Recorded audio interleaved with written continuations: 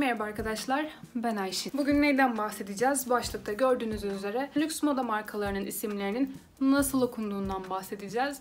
Bunlar her zaman yolunu aşıttığımız markalar olmayabilir. Ancak unutmayın ki her zaman bilmekte fayda var.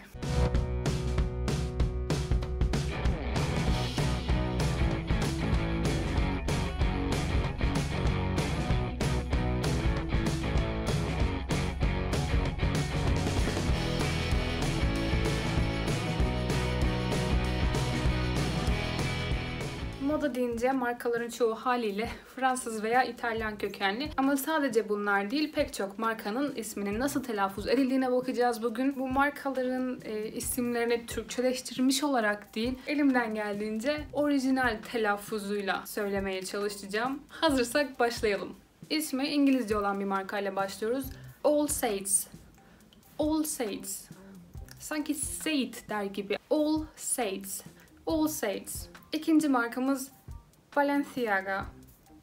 İspanyolca olduğu için C'den sonra i gelmiş peltek. Balenciaga. Balenciaga. Bir diğeri Balmain.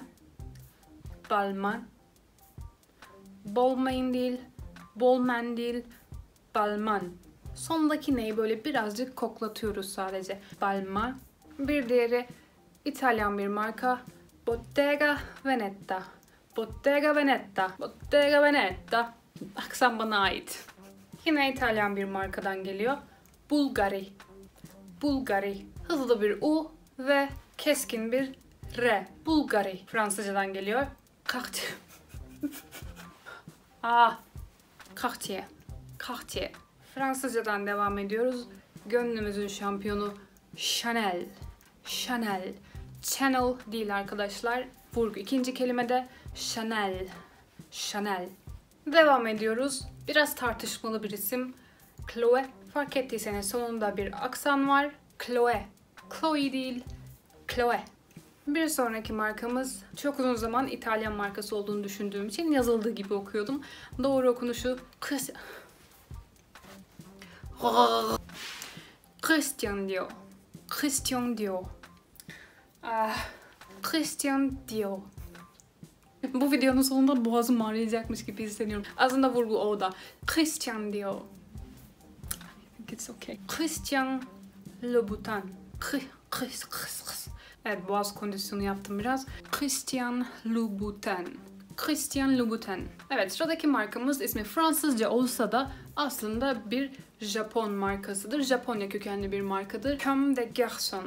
Comme des garçons. Ne demek olduğunu bilmiyorum ama garçon erkek çocuk hatırladığım kadarıyla. Fransızca bilenleri yorumlara bekliyorum. Kanadalı tek yumurta ikizlerinden ve D'nin kurmuş oldukları İtalyan kökenli firma nedir?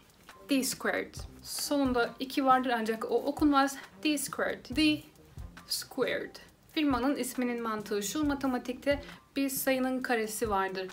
İngilizce'de karesi, 3'ün karesi. Bu squared olarak ifade edilir. İsimleri de D ile başladığı için ikisinin de markanın ismini bu yüzden D squared koymuşlar. Açıp fotoğraflarına bakarsanız gerçekten birebir aynılar. Çok doğru bir isim. D squared. Bir sonraki markamız koronavirüs sebebiyle 84 yaşında hayatını kaybeden efsanevi İtalyan ayakkabı tasarımcısı Sergio Rossi'nin bir o kadar yetenekli oğlu Gianvito Rossi. Gianvito Rossi. Evet, bir diğer İtalyan tasarımcı Giorgio Armani. Giorgio Armani.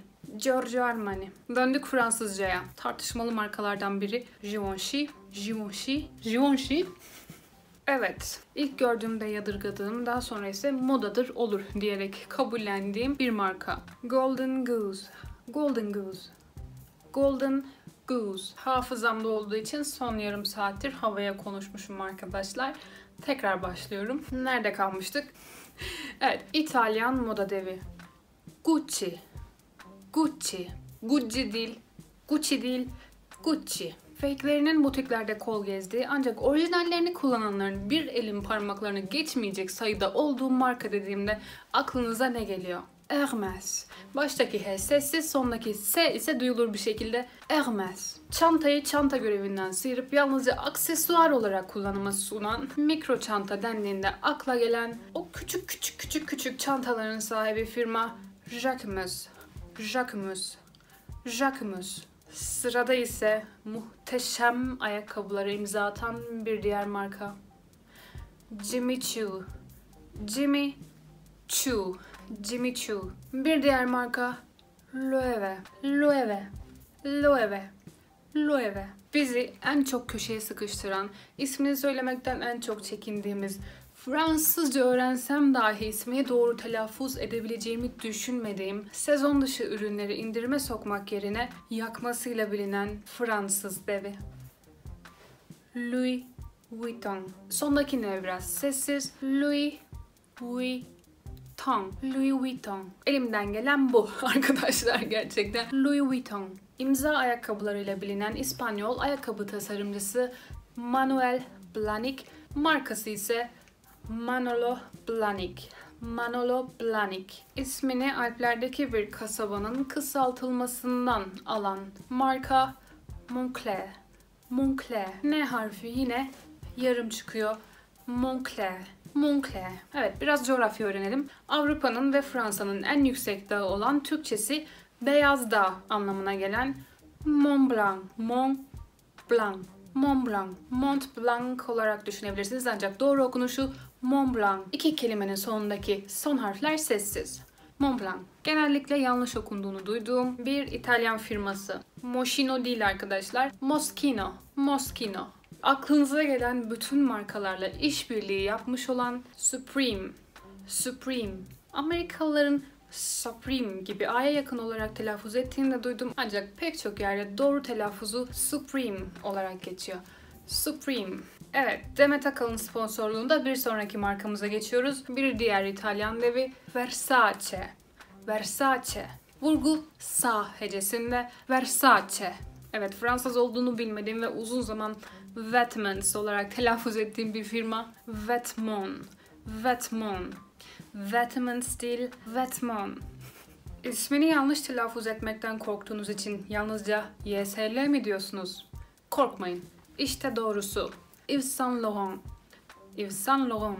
Yves Saint Laurent. Yves Saint Laurent. Her ne kadar markanın ismi şu anda Saint Laurent olsa da bildiğimiz haliyle Yves Saint Laurent. Yves Saint Laurent. Evet, geldik son markamıza. İki kız kardeşin kurduğu Avustralyalı bir marka. Zimmermann. Zimmermann. Evet arkadaşlar, moda dünyasının yapı taşı olan 30 lüks marka isminin nasıl okunduğundan bahsettik. Neler öğrendik bugün? Biraz Fransızca öğrendik bence.